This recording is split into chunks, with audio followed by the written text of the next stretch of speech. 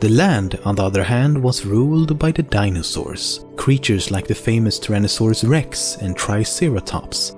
Then something happened, something that would cause 75% of the life on this planet to go extinct. It is known as the KT or KPG extinction, and what's so remarkable with this particular mass extinction is how quickly it occurred. It was not a gradual process, but instead seemed to have been triggered by a single event: an asteroid impact. The asteroid created a crater over 180 kilometers wide and 20 kilometers deep, located here at the edge of the Gulf of Mexico. And while this asteroid meant the end for much of the life here on Earth, it could possibly have meant the beginning for new life elsewhere in the universe. Simulations of the impact shows that vast quantities of large chunks of Earth was launched into space at incredible speeds. Many of these pieces had the capacity to shelter tiny living organisms for millions of years in the cold darkness of space. Simulations also show that some of them had the potential to collide with other bodies like Mars and even as far out as the moon of Jupiter, Europa. So even though the chances of that actually happening is ridiculously small and just next to impossible, it's not truly impossible that space dinosaurs actually exist.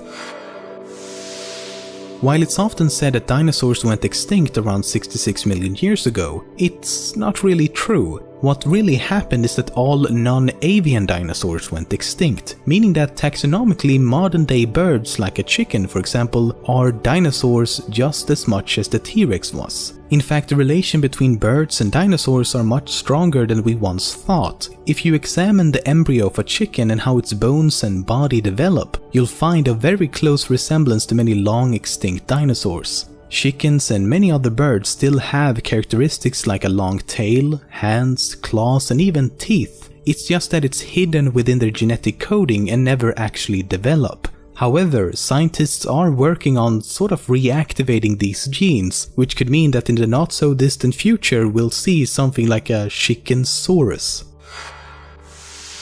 Many dinosaurs and bird fossils have been found in what's become known as the death pose. The pose consists of their neck being dramatically bent backwards, their tail extended and mouth wide open. Why and how this occurs has been the subject for debate for many decades now. For the longest time, experts believed that the animals simply could bend this way in real life. But that seems unlikely, and it's more reasonably caused by something after death. The most likely theory is that the ligaments in their bodies shrink once they start to decompose, and thus the death pose is formed.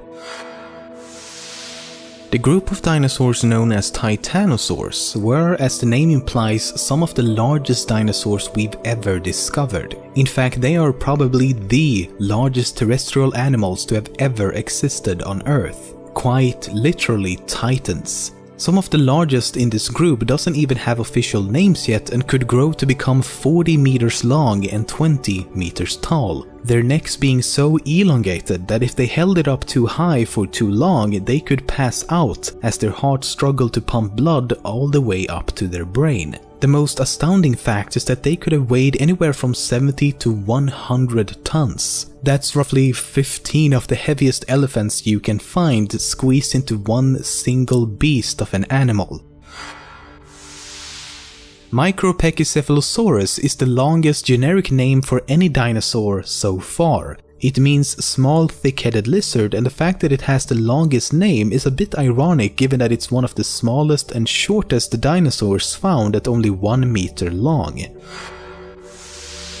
Giant herbivorous dinosaurs known as sauropods would roam the earth during the Mesozoic era and spend their entire life eating plants and various kinds of foliage. Their bodies were so ginormous that they didn't even have time to orally process their food like we humans do. Instead, their head and jaws functioned as simple harvesting tools to get plants into their bodies as quickly as possible. The stomach then took on the responsibility for processing and digesting these whole pieces of food.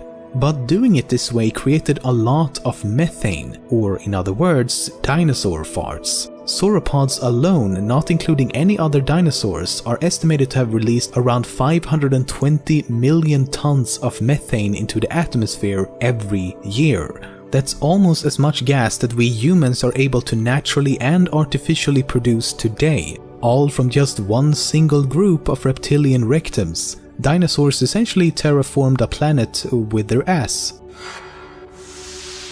It's long been known that most dinosaurs didn't look like this, with sort of leathery skin similar to a lizard. Instead, most dinosaurs had feathers covering their entire bodies. It's been proven time and time again, and even the T-Rex had feathers. The question is why, though? I mean, we now know that birds are in fact dinosaurs, but birds use the feathers to fly. As far as we can tell, the T-Rex could not fly. That would be scary as shit though. So as feathers mysteriously appeared long before any birds or flying animals used them for flight, what was their original purpose? Well, paleontologists and other experts believe that they were used to communicate, more specifically to attract females and to show how much of a boss you are with all them fancy ass collars. This is also supported by the fact that dinosaurs enjoyed a much more complete visual range than we humans do, and could perceive even more colors and thus obtain even more fabulous feathery dino friends.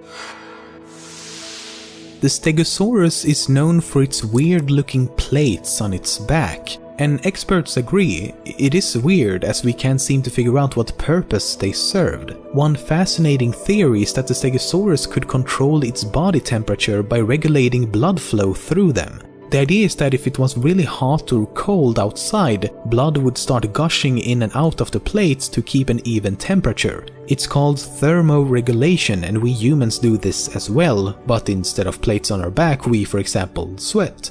Plates would be pretty cool though. Quetzalcoatlus. Okay, only the 38th time I'm trying to pronounce that name. Seriously, who uses a Q and a Z in the same fucking word? I'm looking at you, Quartz. Quetzalcoatlus was a flying reptile that existed during the Cretaceous period of the Mesozoic era.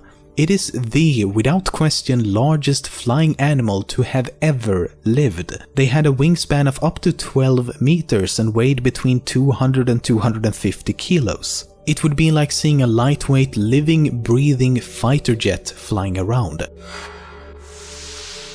Throughout this episode, you might have noticed me using the word reptiles and dinosaurs in different situations. The reason is that while animals like these and these are often referred to as dinosaurs, they are technically not. The definition of what is and isn't a dinosaur is a bit complicated and usually involves various anatomical differences. What you need to know is that around 252 million years ago there was an extinction event called the Great Dying. This event killed almost everything. It is the most severe of all the major mass extinctions, killing up to 96% of all species on the planet. This event marked the beginning of the Mesozoic era. It would last until the next extinction event that occurred around 66 million years ago when an asteroid wiped out the dinosaurs. This marked the end of the Mesozoic era. Almost every egg-laying, land-dwelling, reptilian creature that existed during this period is a dinosaur with a few exceptions. This means that sea creatures and flying animals from the Mesozoic era are not dinosaurs but instead regarded as marine and flying reptiles. However, what they all have in common is that they are all descendants of